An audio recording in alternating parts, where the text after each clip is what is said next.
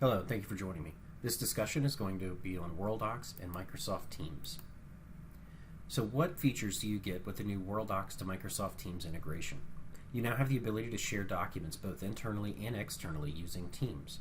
You have a way to collaborate on documents with multiple users directly in Teams. You now have the ability to take the document being collaborated on and save it back to Worldox either as a version of a file or as a brand new one. Audit trail history to show when a file has been shared and worked on inside of Teams. You have the ability to check files out from Worldox to Teams to prevent others from changing a document that is actively being worked on. And you have the ability to instant message links to documents to other internal Teams plus Worldox users at your firm. So how does it work? You can create a new Teams channel inside of Teams from Worldox by right-clicking inside of the Favorite Matters or Cabinets tab.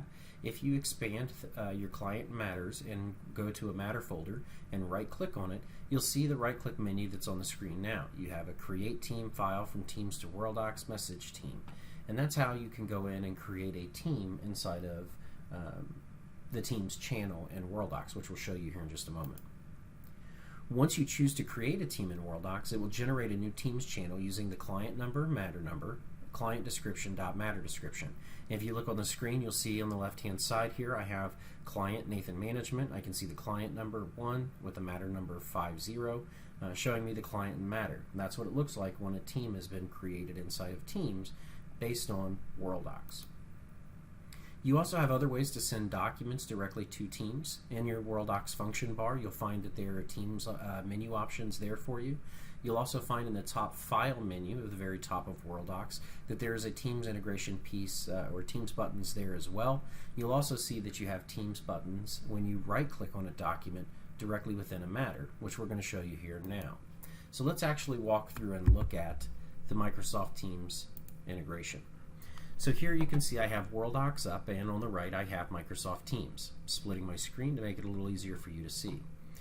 I want to create this Ron's Fifth Avenue general matter team inside of Teams directly from Worldox. So to do so, what I'm going to do is I'm going to right click now on the general matter folder 0020, and I'm going to ask it to create a team. Here you can see the team has successfully been created, and if we look now, you'll see that there's a client number 9, matter number 20 for Ron's Fifth Avenue. So just that quickly, it goes in and it creates the team. Now that I have the team, I want to send a document to this team, particular team channel.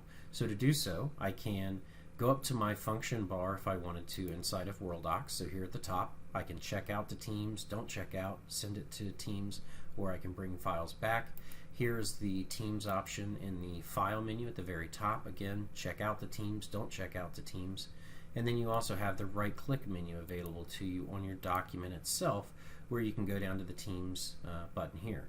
I am going to check this document out and share it to Teams.